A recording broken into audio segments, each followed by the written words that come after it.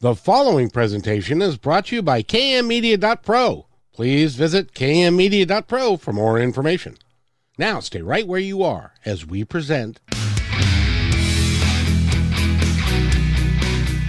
Welcome to Positive Talk Radio, evolving ideas, one conversation at a time. Great guests, dynamic stories and interviews, plus new thoughts on a wide range of topics and concepts. I hope that you'll hang with me, Kevin McDonald, my friends, and of course, you. As together we work to understand why we are all here and what we can do to make our world a better place for all of us. To be happy, be kind, and live in peace together. Yep, that's Positive Talk Radio.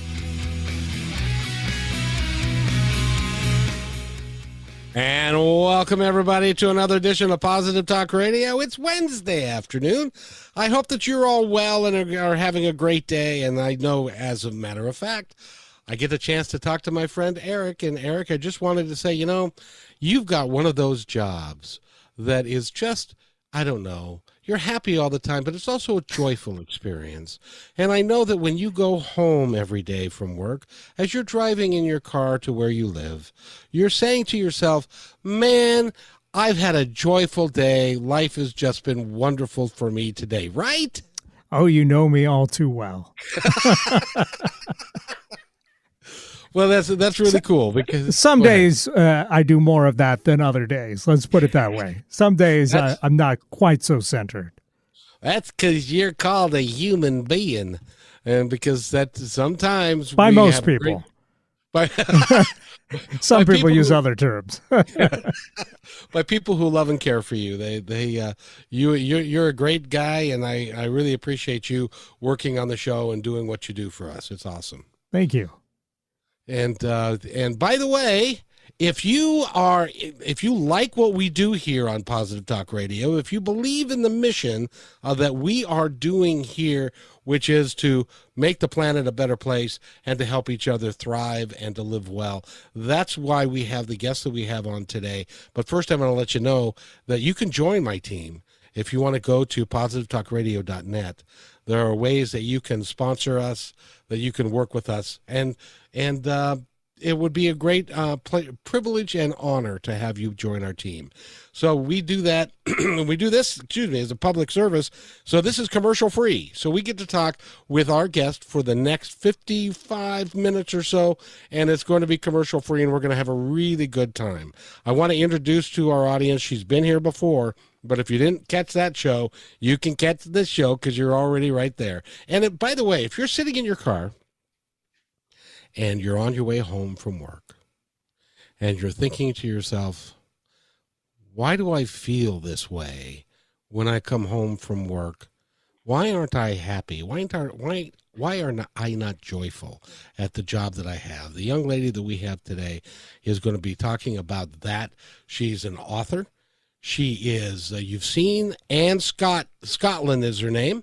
She's a star of national and international films. She's been on commercials. She's got a popular Twitter magazine called surprisingly enough, Anne Scottlin, which receives more than 2.5 million. That's million viewers a month, which, by the way, is 30 million a year. And I think that's more than the population of like California or some sort of thing. So, she's got a lot going on because she's got a real positive attitude about life and what she does. And not only is she an actress of note, but she is also, like I said, an author of Live for Joy, and she's also got a series of things, and you can follow along with us by going to annescottlin.com. That's annescottlin.com. If you're driving, I don't recommend it, but if you are not driving, I highly recommend that you go look at her website. There's tons of stuff there. There's even a former episode of this here radio show that she was on, and we're so happy that she's here. And how are you this fine day? I am just grateful to be here again. I'm back, Seattle. And by the way, even though this is audio, I have to tell you, she is wearing a very fashionable hat, and she looks the part. She really is someone that is working to help the planet live a more joyful existence. And I guess I'll start with the question that you get. Probably every interview you ever do is, what's the difference between joy and happiness? The big question.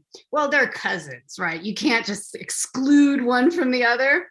Right. But for my purposes, I define joy and happiness a little bit differently. To me, happiness is binary.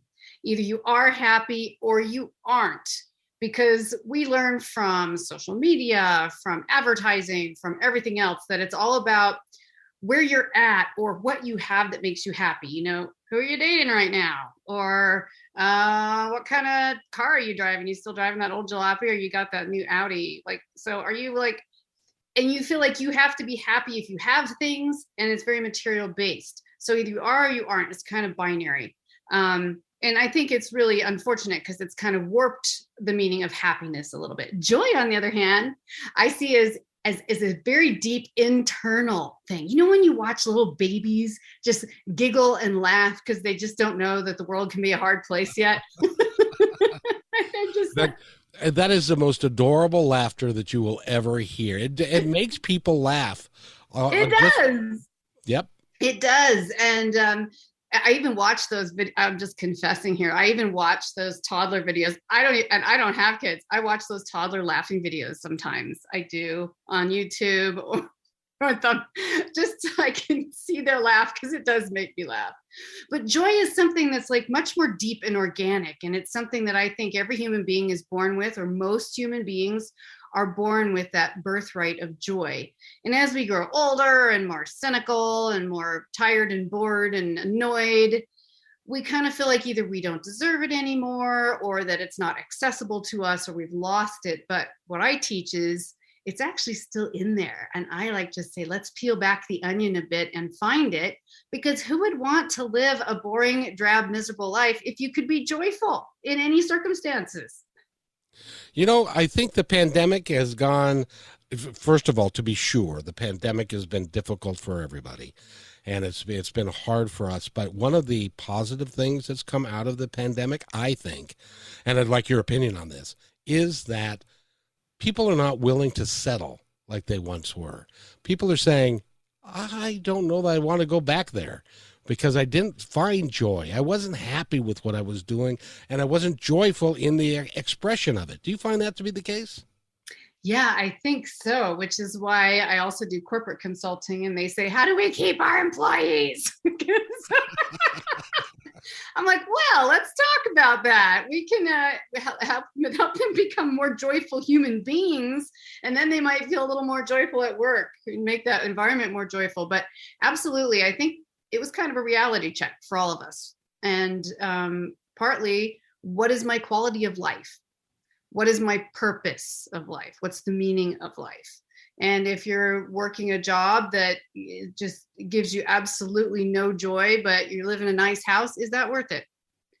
You know, I've met some very amazing people all around this globe, rich people, famous people, people with nothing, very poor, barely the shirt on their back. And I've met more happy people with barely a shirt on their back than I have rich and famous in Hollywood, I can tell you that. So joy is not just about what you have. And people are starting to finally realize that, I think. You know, the question that I'm hearing all the time of late, there are two questions. Well, the first one is this all there is?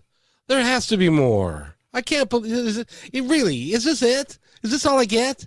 And the other one is, why am I here? What am I here to do? What am I passionate about? And do you find that those two questions are paramount on a lot of people's minds?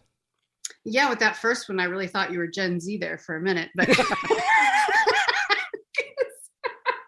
I work with a lot of those great people, and they are definitely often searching. But yeah, I think this is on everyone's mind. I think for the older crowd, right? It's kind of like, I've lived this long, I've worked this hard. And I kept thinking I would get somewhere with my happiness, with my joy, like a level of contentment, a level of being satisfaction with life, right? Satisfaction doesn't mean settling, by the way. Satisfaction and contentment, other people are terrified. Really motivated people are terrified by the word contentment because they think that that means they're just going to like turn into a blob and do nothing for the rest of their life. I'm just content. I'm just going to stay in this space and float. No, it's so much more about being very present in the moment and learning to do that. So yeah, what is the meaning? What is the purpose? And that is a lot of what I do in my work with my clients, with my coaching, with my retreats, with my writing, which is, yeah, let's redefine our vision and purpose, and let's really fuel that once we identify it with the power of joy as really a new idea. You know, I was looking at your website, and one of the things that you say on your website, which I think is very true, is happiness can be an external thing, but joy always comes from within. Is that true? Yes, it is. I love that one. It's in the book, too. You see the book behind me here. Yes, which is called Live for Joy, by the way. I highly recommend that you pick it up. Live for Joy. And it's really a joy because it's a piece of artwork. It's a full experience, not just words on the page. They're all short original quotes by yours truly with international art photography. Have you got yours yet, Kevin? Because if you don't, I need to make sure that happens. So you have to talk to me after the show. We'll hook up. Yes. Something's gonna happen here. But it's on the website, which is, and I'll spell that for those of you who are driving. It's not Scotland like the country, it's Scottlin, L-I-N. So ANNE SCOTTLIN. But yeah, how can we find that purpose, and then how can we redefine it with joy? And you got my mind working already on Eric when you're opening. Like, how can we make Eric's commute more joyful? Well, he actually lives a little ways away, and if you've been in traffic in Seattle, it can be less than a joyful experience. Oh, well, I knew that. I was in your lovely city where I was also born, as I think I told you last time. Yep. I was in your lovely city on Saturday, and it was a spectacular day Saturday. I was just at SeaTac, but I went outside for 5 minutes and I was just like, this is the quintessential beautiful Seattle day. And just so you know, I won't tell you exactly where, but I live within 5 minutes of the airport. So the next time you come by, I'm going to have to come by and okay. And give if you I get a layover, because sometimes I fly out of international there, I'll have you come over for a coffee. Absolutely. That would be terrific, because, you know, in your life, you know, okay, there's going to be somebody out there always is, that's going to say, oh yeah, sure, Anne's beautiful, she's been an actor, she's done movies, she's got a career in this, and she does the Genius of Joy, and she's got all of this, and of course she's joyful. She's got nothing bad has ever happened to her. She's always, you know, upbeat and positive, and is always perfect. But that's really not necessarily so, is it? No, it is not so. I mean, I can't even begin to tell you. My drive to find joy and have it in my own life and then share it has been a lifelong process through, in some ways I've been fortunate. I wasn't born rich, but I have met really good people in my life. I've made most of my own opportunities, though. That's hard work, and it's not always joyful work. I've met a lot of people in the field of acting and movies and production, and a lot of those people are working hard, or they're not often working, which is a big problem. Actors is like the highest overstocked industry in the world.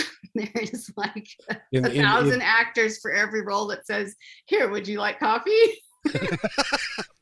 Well, and just for those of you who may not know, I when I was young, I wanted to be an actor, and I was told by my drama coach that it's a hard way to make a living, and if to get in that, take this in, if you would, ladies and gentlemen, to get into the Screen Actors Guild, which is the union that you have to be a member of to really work.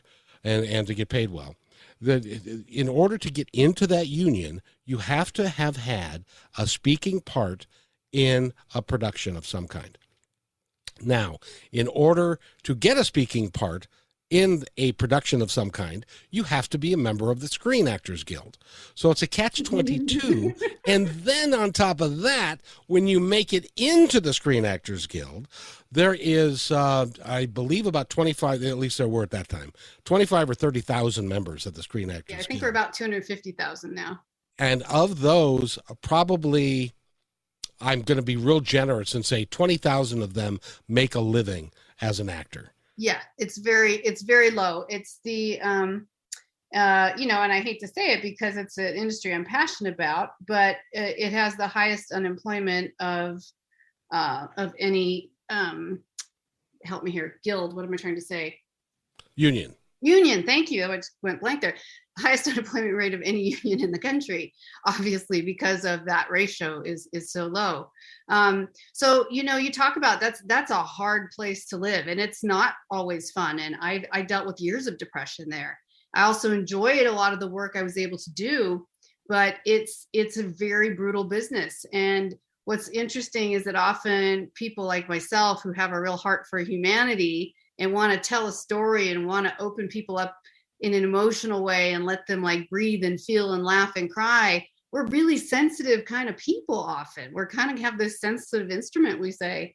And then you go into one of the most brutal dog eat dog environments to try to independently ply your wares, which is you. So it is crazy. It is crazy. But yeah, I haven't always been joyful. In fact, a lot of it, it's very weird. I'll keep it to very short stories. My childhood was a very unusual one. I was homeschooled in a very isolated place for a very long time. No TV, no radio, no fiction, no schools. I was in a very religious family. And, one of those side effects of doing your religion right is being really joyful. But the truth of it was, no matter how hard I tried to do everything right, I wasn't always joyful. And then you kind of lapsed into that feeling of guilt and failure.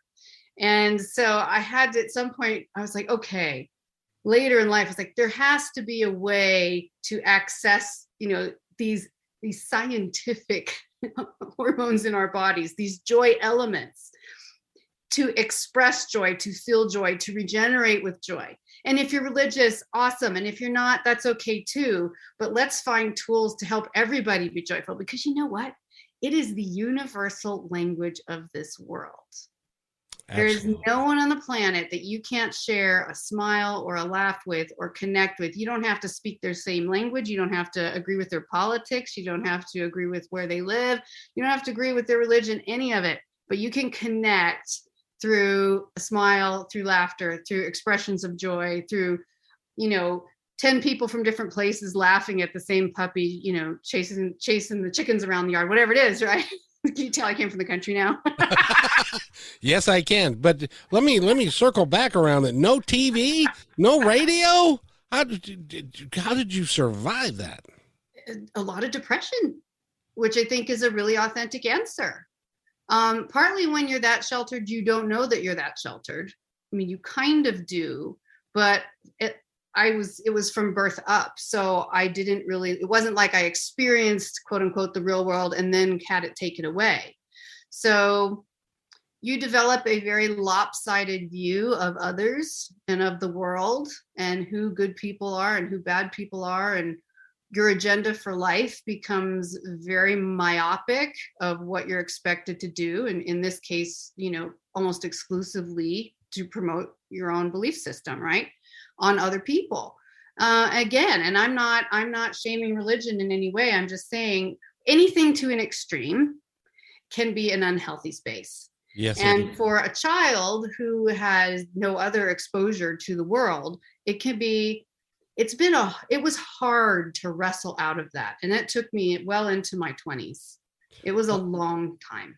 And I have to ask you this question, and I'll preface it by saying this. I went to a parochial school until I was in my 8th grade. I went to school with the same 14 kids for the entire 8 years. There were 8 boys and 6 girls, and so that was it. Now take me then, and then I go to high school in 9th grade at Juanita High School in Kirkland, and it was an experimental school at the time, and there were more kids there than I had ever seen in my entire life, and I was like, it was like craziness. And so when you were homeschooled till you were 15, mm-hmm. So when you came out of that into the world, what was that like for you? Well, it was just a little tiny step, because what I did was I was permitted to join a very religious school for high school that had 70 students in the whole high school. So you know what I'm talking about. So my next 4 years, though, as opposed to elementary or middle, my 4 years of high school was also in a very tiny environment of like-minded people, as in parents like mine sent their kids there. So while you started occasionally hearing the pop song, or, kind of learning that there were certain things called fashion and trends. And like, I had never worn makeup in my life. I didn't know how to use a curling iron. I was, a real bumpkin, truly. That's been a long time since I've needed a curling iron. There are pictures to prove it that are locked far, far away. But okay, so now getting out of high school, so let me ask you, where was it when then this great awakening of all these people showed up, of different faiths, different, they look differently, they love people differently, and all of that? That must have been a shock to your system. Yeah, so then I took a slightly bigger step and went across the country to the South to, it was a liberal arts college, but basically a Bible college. That had maybe 2,500 students, which was the most people I'd ever seen in my life in that particular instance, and did my 4 years there, including studying religion as one of my degrees. So I was still very much immersed and in that culture, both in my, in my religious culture as well as Southern culture to a certain extent. At least when I was there, getting married young was like the thing to do, the norm, the highly encouraged. So before I even graduated from college, I had already gotten married the first time. Oh man, that would be something. Well, and I was reading your bio, and one of the things that and I'm a bit of a history buff myself, one of the things that you majored in or got a degree in was medieval history. Yes. So, I did, one of my undergrad degrees was in history, and then my graduate degree was in ancient and medieval history. This is really interesting. So I always had a fascination with sort of ancient history because it overlaps into the history of our major religions. It was already part of what I was, quote unquote, sort of allowed to study. So I ended up studying religion and then also studying history. And in college, that was the first time where I started seeing that not everything was as I had been told from one point of view. And so even in college, I was still very much on the straight and narrow, but I was having a lot of struggles in my mind to reconcile things, just Europe, medieval Europe, right? Catholics and Protestants, and everyone always wants to have the good guy and the bad guy, and you're raised a certain way. And then you're like, well, wait a minute, but these people also killed these people. And they did what? And pretty soon you're like, oh, that wasn't quite what I thought it was. So, the cat started getting one paw out of the box at that point. Exactly. Well, I wanted to ask you about medieval history because I'm really unclear on this point. But when King Arthur pulled the sword out of the stone, how did he do? Well, wait a minute. I guess that would be mythology. Yes, I would say he could do anything because he was a legend. So your life has been a progression out of all of those things, and you became really. How did you, from a perspective of having that kind of a life, how did you become an actress? That's a good question. I'm going to step back one because you mentioned the medieval history and I didn't really answer your last question fully. So when I had to write my thesis for medieval history, I have, of course, was always motivated by strong women characters. Sure. Partly because I grew up in an environment where that wasn't encouraged in many, many ways. So but it's like I was born, like you're born, I believe you're born with joy inside you. I was born with a personality that was a strong woman and put in an environment where that wasn't okay. So all my heroes were strong women, past, present. And so I did my thesis on medieval women writers because I love to write. And that turned out to be an award-winning thesis that I was very proud of. So again, I was talking about how do you make your way in the world? How do you find your joy against all odds? Because in medieval times, the most writing a woman was really supposed to be able to do was to be able to do enough math and notes to manage the household pantry and to occasionally write correspondence to like other women or their sons or something. That was it. They weren't allowed to write books. They weren't allowed to publish books. That was, actually physically risky. Well, I got to ask you, because in medieval times, even on stage, in acting, all the female characters were actually played by men. Is that correct? Well, in Shakespeare's time, yes. As far as we know, women weren't allowed to act. And if they were, it was very much like the peripheral stage where you would never let your good daughters go to watch. Maybe the traveling show, but in general, on what was considered then the legitimate stage, all the women's parts were also played by men. So, and it's interesting now because I've seen some of the Shakespearean classics coming out and on theater and on the screen with reversed roles now, with some of the women playing men's parts, which is really fun just to see the switch up. But I digress. No, that would be fun. That would be fun. Yeah. So keep going.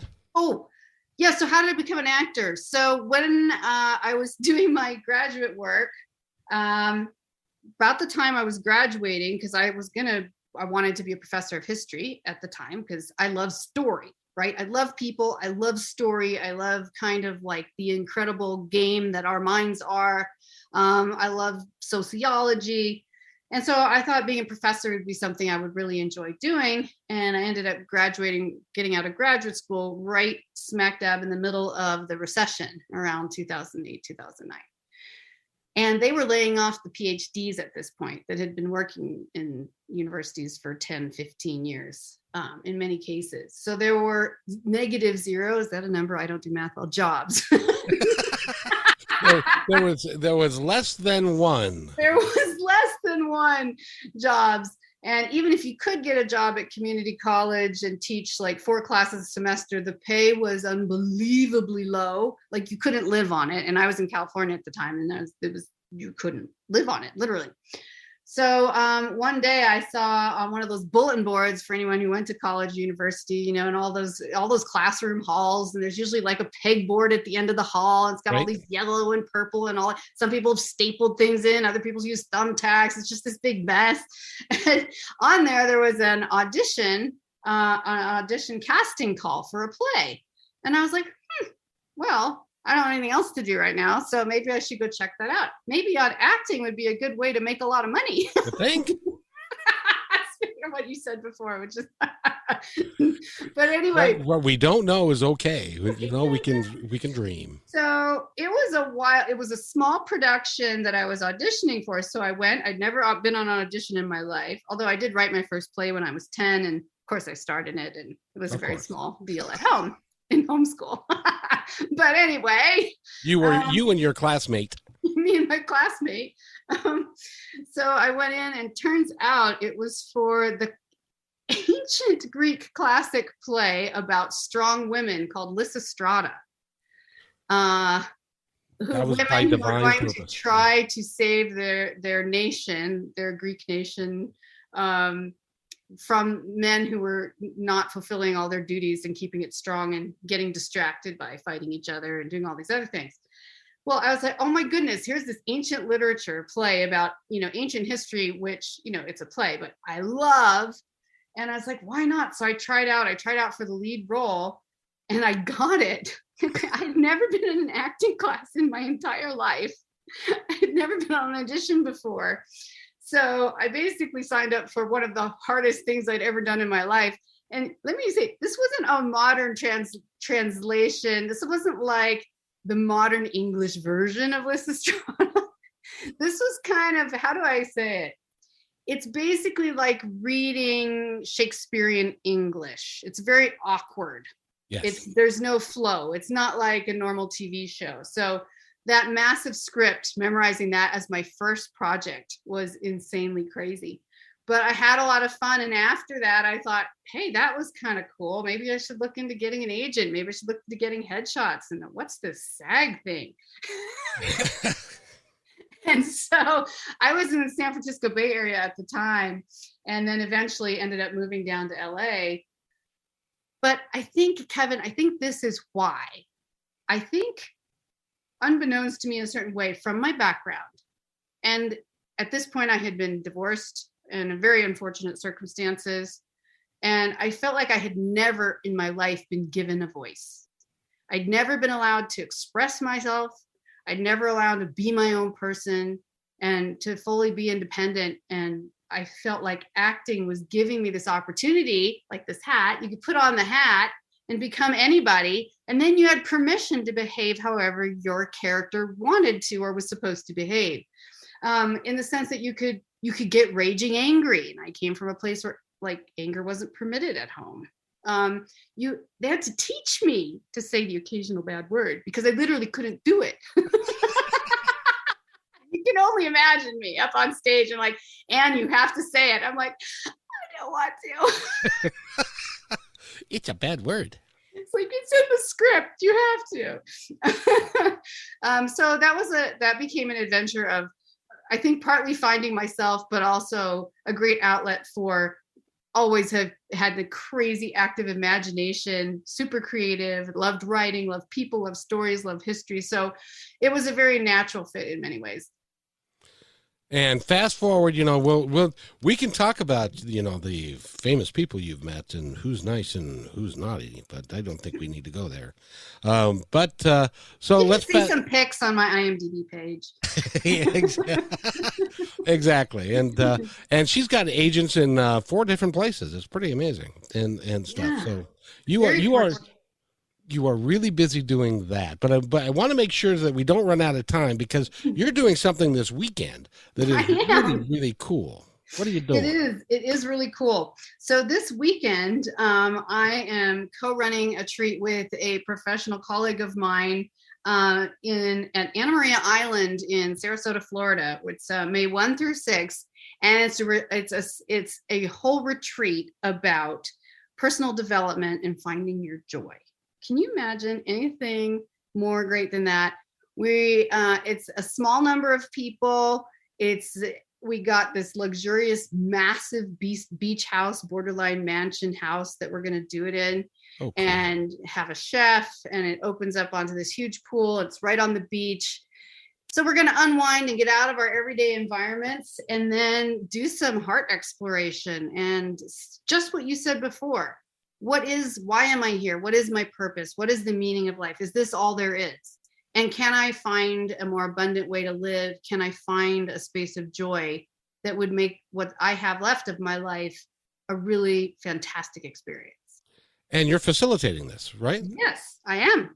Which is awesome. By the way, go to Anne Scottlin, and that SCOTTLIN.com, and you can get more information about that. She's also got other things that you can I really need to explain how to do that. Other programs and other events that you're going to be doing, and it really is exciting. Thank you. I really appreciate that. Yeah, and if anyone has questions, you can send me that message form. I hate those things, but if you look closely, my email address is actually typed on it. So don't bother with the internet form and just email me already. That's how you're getting around the system. That's how I'm getting around. I hate those things. I'm like, I want to have I want to be able to write as much. I want to be able to attach things. So yeah, if anyone has any interest in that, and this particular one just happens to be because of my colleague, a women's retreat, but we're planning on doing many more and all inclusive. So anything you have, any suggestions, ideas, if you're in a place like Seattle and you would like to have one, shout out to me. And I think we actually have one spot left even in Sarasota. So if you want to jump on a plane and join us Sunday night on the beach, in a mansion by the pool. I'm saying. With a chef. I'm saying. I wanted to ask you too, because you work with both men and women, but do you find that men are a bigger challenge to get them to open up and feel the joy that's within them? Are we closed to that because it's not manly for us to do that? Well, my husband regularly tells me that he is my greatest source material. To be married to you, wouldn't that be a pleasure? He's like, you're so lucky to have me because I give you the ultimate challenge of joy. Like, yes, it's true. He's an absolutely darling, wonderful, huge-hearted man. Absolutely love him. But, some of us are literally born, and this is scientifically proven. Some of us are born a little bit glass half full, and others are born a little glass half empty. And then on top of that, we get whatever life brings us and hands out, and also our personalities, our health, our overall mindset. There's so many attributes to happiness and joy. But to answer your question, I think I think that men are a little slower to come out and express those things. But lately, and this is interesting that you asked this, because I think kind of after COVID, I have seen a lot of guys becoming a little more accessible. I think because of what's been going on in their mind.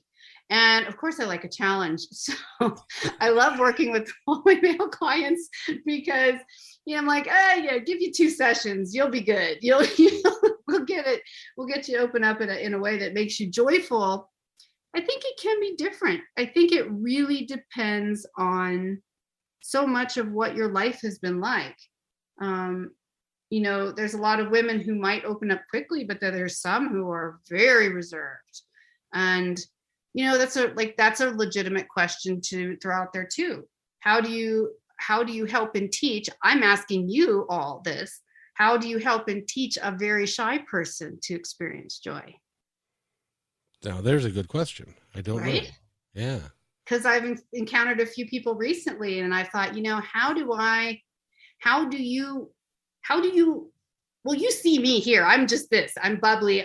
This is how it goes. You're just like all over the place. And you've got lots of energy and you're wonderful to be around. So I think listening is the primary answer to that question, but it's always a challenge and interesting to see how people relate. And it's so beautiful at, some of these retreats. Last time I was on, I had just got back from the Bahamas, of watching people kind of unfold like a flower. They came in the door like this tight bud that was never going to open. And by the end, it's incredible to watch that kind of transformation. And just watching that alone is enough for me. If I never was in, don't tell my agents because I do want to be in another movie. If I was never in another movie, if I never published another book, if I, just being there with people on that exploration journey where they see life through a whole new set of glasses. And it's down to earth. It's not a bunch of fake stuff. It's not a bunch of formulas. It's not some kind of cult appeal. Real simple steps that can make their life joyful and make them more successful. That's enough for me. That makes me so happy. Like, that gives me joy, right? Exactly. And I think in the times that we're living in, with COVID and the numbers of people that have been seriously impacted and have passed away, and maybe it's just me, But I'm noticing more and more that people my age, because I'm just young and spry and all that, but a lot of guys my age are passing away. And I think the message is getting out to people that don't wait. Yes. Don't do what you love to do today and make it work somehow. Yes. I'm so glad you said that, because between my husband and I, and between our friends and family, we lost a lot of people the last couple of years, including his father. I mean, close people. And then some of our extended friends and family who were in their early 50s. It seems just so young to have to be. And some of them, it wasn't even COVID. It just seemed like it was a really rough year for both of us, with a couple of years with losing people, and really giving you food for thought. Now, here's an interesting thing about that, because now I told you a little bit about my husband, so he'll be on the show one day. He'll be thrilled. He'll be on the show one day. No, he loves it. But how people react differently to that.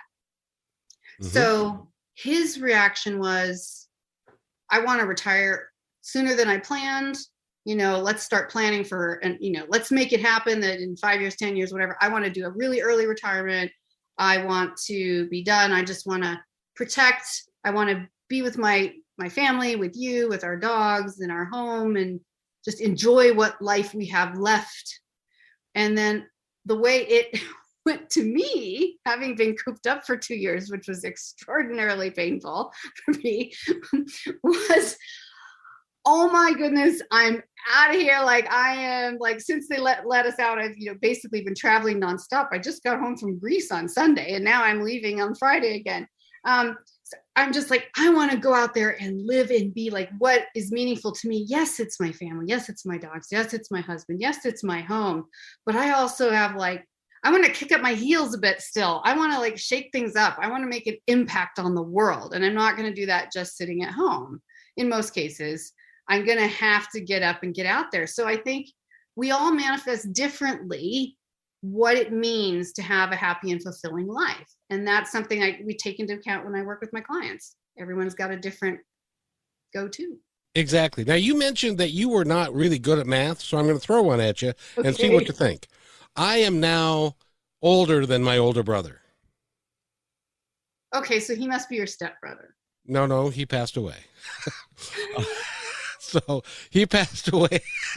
Oh, gotcha. That's like a trick. It's like a bad trick question. Yeah, it really is. I just made it up myself. I'm going to start using that. Since it was you that did it, I'm okay with it.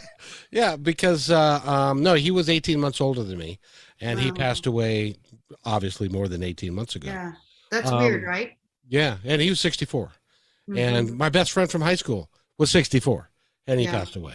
So my advice to, and by the way, I'm here to tell you, I'm living the time of my life. Yes. This is the most dynamic, wonderful time I've ever been in existence, because, quite frankly, because I get to talk to you, and I get to bring people to you, like you, to the Seattle market to talk about, God darn it, live in joy. You don't have that long to be here. You can have fun. You can live in joy, and you can spread that to other people. Absolutely. I mean, positive talk radio was the most. I got so excited when I even heard that it existed and that you were doing this. I was like, this is amazing.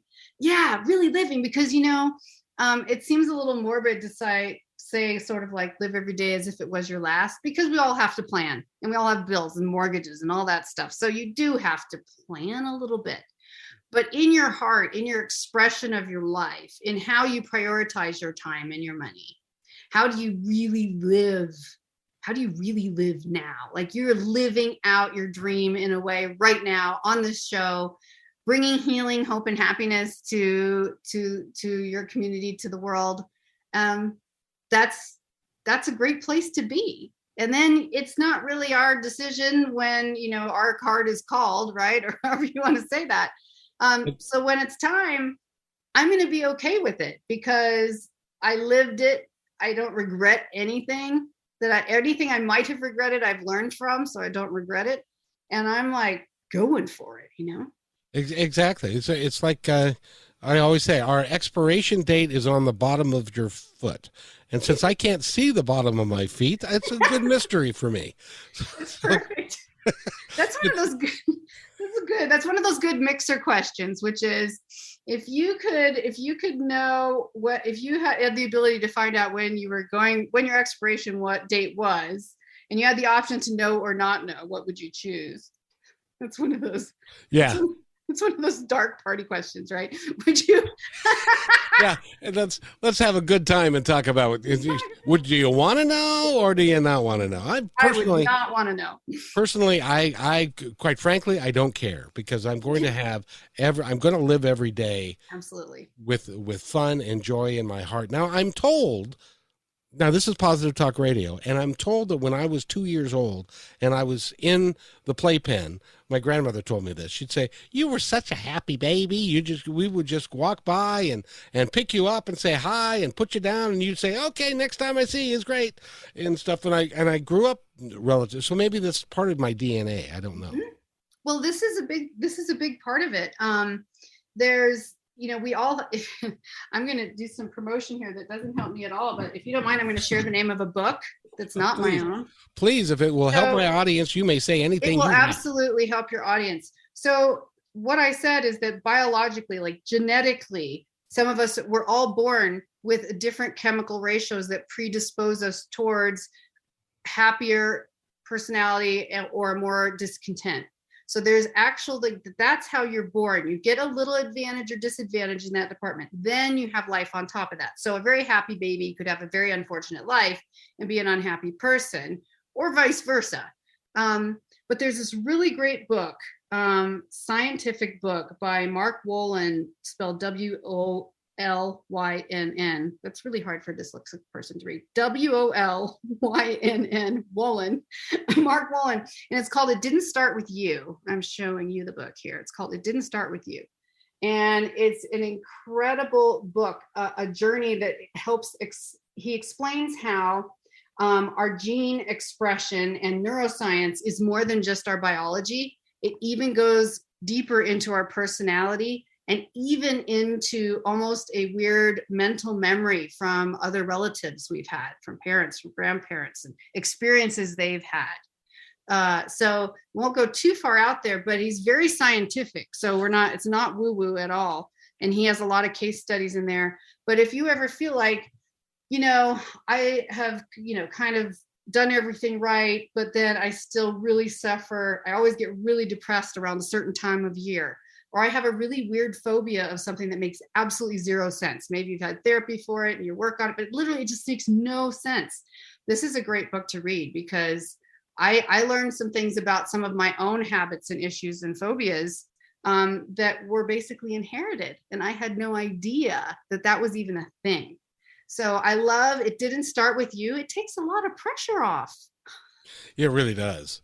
It really does. If you're okay with the fact that genetically speaking, it comes down from your ancestors, which, by the way, to take a little bit more of the woo-woo side of it, would be that's one of the reasons why you were born into this line of succession, because it has the degree of things that you want to work on in this life, and that can be part of your overall mission while you're here.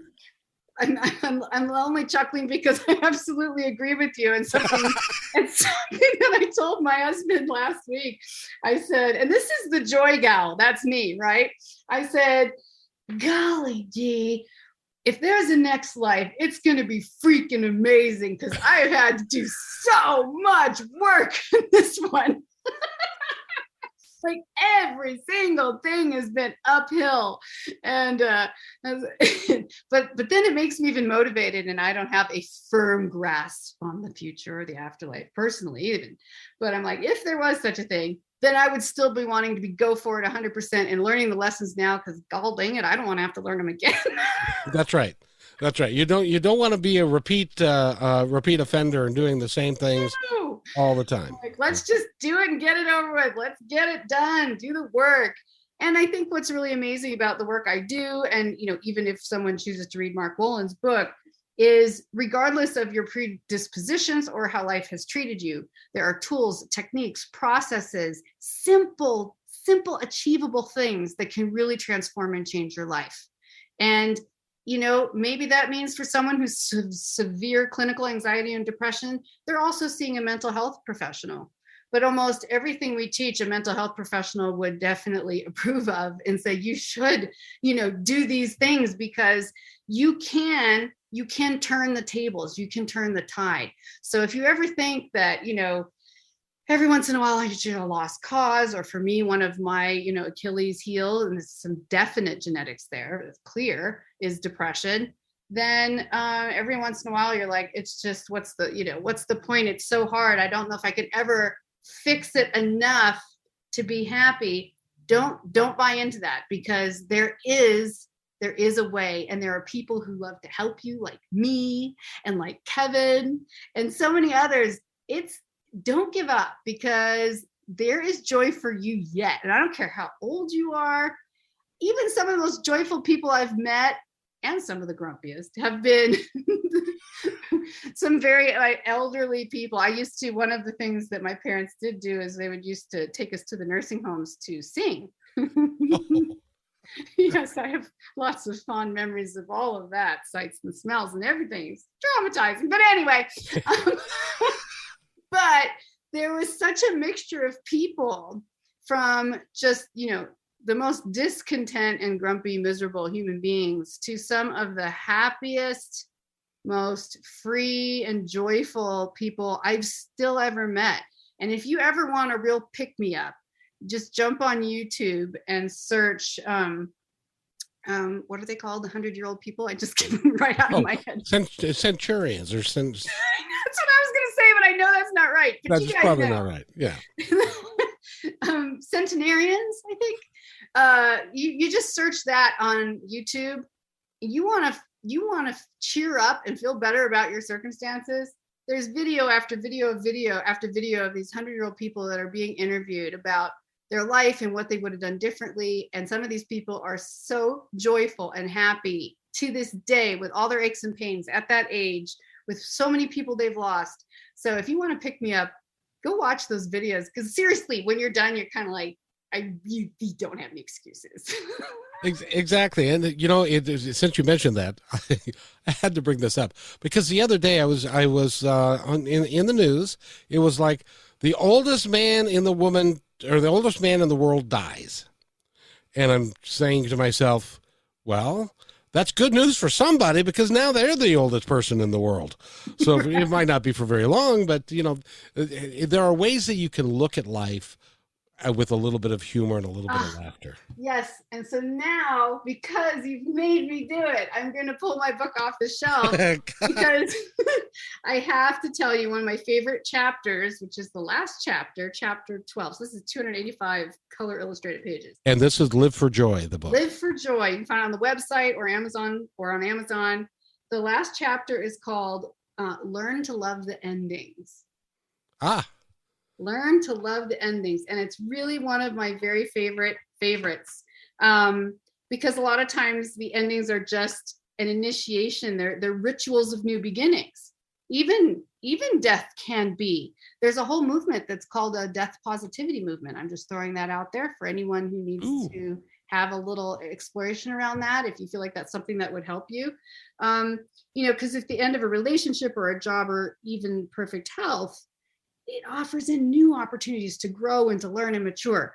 And that's what that chapter is about, like the upside of endings, and just, how do you find the joy even in those circumstances? And so I love that. That's one of the beautiful things of life, actually, is the endings. I love fall. In order to have a new beginning, you have to have an ending. Absolutely. And that's just the natural cycle of things. So I'm going to do this, but first I want to make sure that we get the information out. Go to Scottlin, Scottt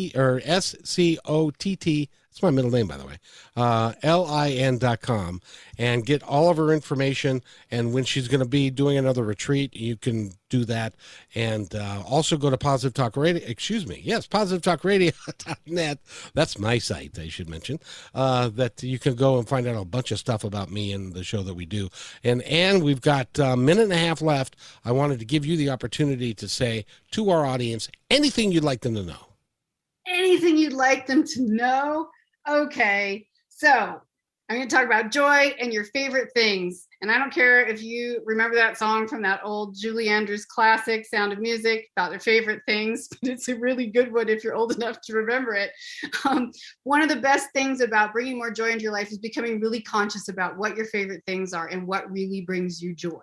For me, one of those things is dogs. It just is. I can't explain it, but it brings me such immense joy. Dogs, puppies.